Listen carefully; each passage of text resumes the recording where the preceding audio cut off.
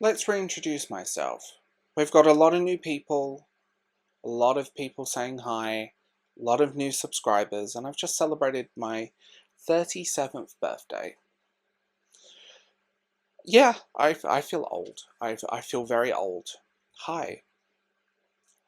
Hi, my name is William. Some people call me Will, other people call me Dovi, or Dovid, which has a whole story behind it depending on how well you know me or how Jewish your grandmother is. And I'm sure in the harsher tones of private group chats, a few folks call me far worse. Actually, I know they do. And I've made peace with that. Comes with being online for any significant amount of time. If you're new here, welcome. Honestly, you've arrived at a very strange time in my life. If you've been here for a while, thank you. I don't know how you found me or why you stayed, but I'm grateful that you did. Either you really believe in underdogs, or you got stuck here by accident and now feel socially obligated to stay. I'll take either way. Let's be honest. Let's get this out the way.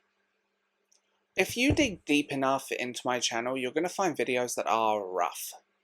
I am talking unfiltered, echoey Y audio, abrupt cuts, chaotic jump edits, terrible music, and the kind of monologues that sound like I haven't quite figured out how to talk to a camera myself, or let alone other people. And honestly, I hadn't. Those early videos make me cringe, and not in a cute nostalgic way, but in a why did I say that out loud and upload it kind of way. There is a definite level of cringe to those. But I leave them up. Not out of pride, exactly.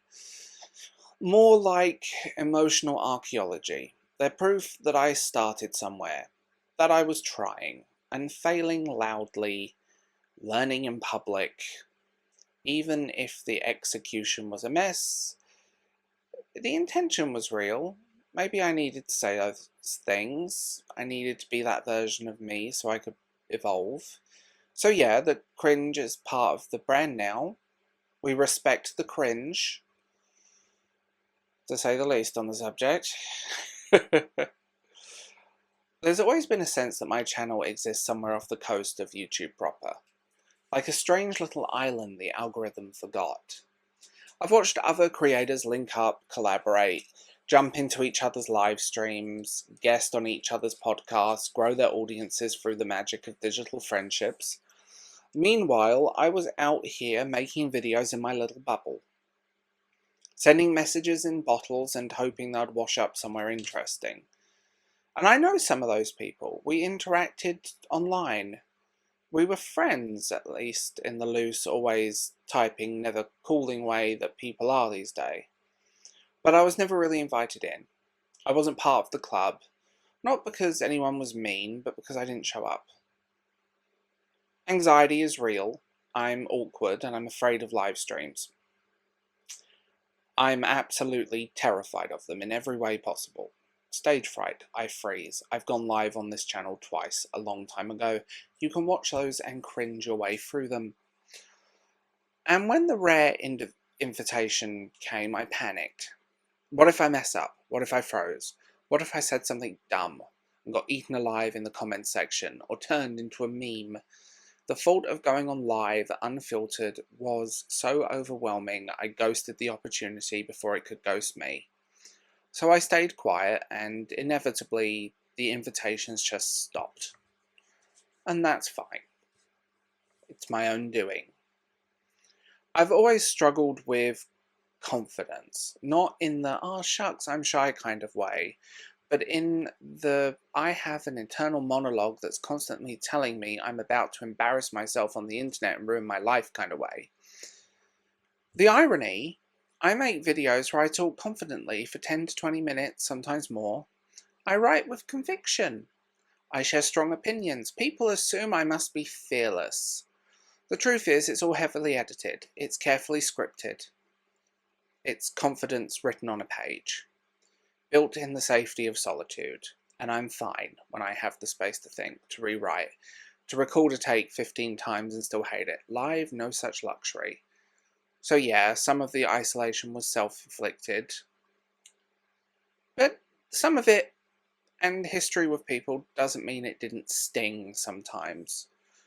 I watched those people find new friends and move on, and there I was still on my island as they sailed away on a boat. The actuality is I'm an introvert that does an extrovert's job. Yes, that is a TikTok sound quote.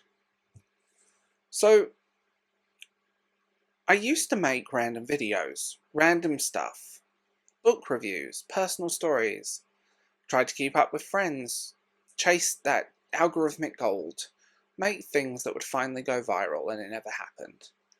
Eventually I stopped, and I started digging. Now I write essays. I take a question or a frustration, some weird little cultural itch that won't go away, and I try to make sense of it. Sometimes it's about art, sometimes nostalgia, sometimes digital identity, burnout, weird internet behaviour, media that's on my brain. Why we all feel like we're spiraling half the time? I don't have all the answers. I don't even have a point. I don't think I have a point, but I try to write from a place of curiosity and care. I want videos to feel like conversations you didn't know you needed until you're halfway through and thought, oh, suddenly I feel seen. Do people watch to the end? Not always. That's YouTube. Let's be real. Most people switch off videos quite early, and most of our attention span has been destroyed by the TikToks. But the people who do stay, you're my people. I adopted you all, and now I have to pay a crap load of child support. So, the art bit. I'm creative. That's not a flex, it's a survival mechanism. I paint, I draw, I write, I overthink. ADHD is fun. I make things because I don't know what else to do with this weird emotional static in my brain. I've always been the kind of person who processes the world through creation. Half journal, half scream into the void. Sometimes it turns into something I'm proud of. Sometimes it turns into a video no one watches. Sometimes it's just a messy sketch I forget to post. But the act of creating, making helps. It reminds me I'm still here, still trying. So I also run a second channel, Millennial Nostalgia. That channel is small. It's sporadic uploads, mainly shorts, but it's where I let my inner nerd and my inner child run wild. I talk about Pokémon cards, old Game Boy games, forgotten 90s commercials, and that strange transition between the analog world and the digital one we live in now. It's part love letter, part unpacking therapy session. There's something soothing about revisiting those old pop culture fragments. They're kind of a time capsule. A way to remember who I was before the algorithm decided what kind of adult I should be. Also, Pokemon cards are just cool. Okay? Let me have this. Yes. At the end of the day, I'm just a guy who makes stuff and hope it connects. I haven't had a big viral moment. I'm not a YouTube celebrity. I still wonder if I'm doing any of this right. But I try and keep showing up. I keep writing. I keep making videos from my weird little corner of the internet, hoping they reach someone who needs them. And somehow you found your way here, and that genuinely means something. So welcome to the new people, the old, that have been here for years, and let's talk. If you like what I do, and want to help keep the lights on in this weird lighthouse that I call my channel, you get YouTube memberships. Get access to members-only posts, bonus content, and general thank you for believing in this scrappy channel vibes. Substack. I don't put anything on there that's paid for, but it mirrors the content. And I like Substack, it's fun. I also have WordPress, so you can find me there. Linktree. And then Patreon. A little more behind the scenes, early looks, some experimental things I'm too shy to post anywhere else. And if you don't want to do that, because you don't have to, just comment, share a video, like something. You have no idea how much it helps. Especially on the days I wonder if I should have gone to accounting school and just spent my life in an office. So, whether you've been around for years or just arrived this week, I appreciate you. You make this feel a little less like an island and more a place worth building.